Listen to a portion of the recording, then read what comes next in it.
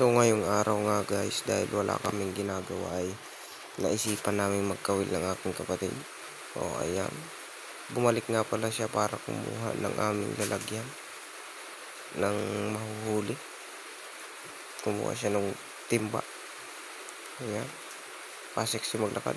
At ngayon nga papunta na kami sa Pispan.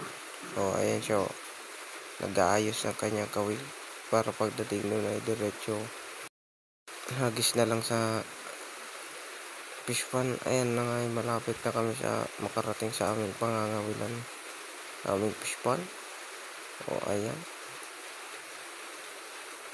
nag-aapura-apura nga ako dito para makaula akong makapasibad.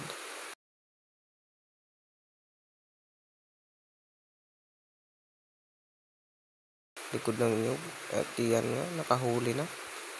O ayan, diba, laki. Pwede na yan pamprito.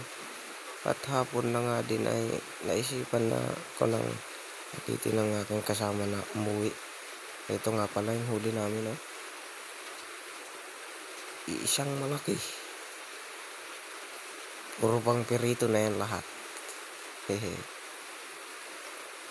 So hapon na nga, naakit ko nang umuwi yung kasama kong nangawi.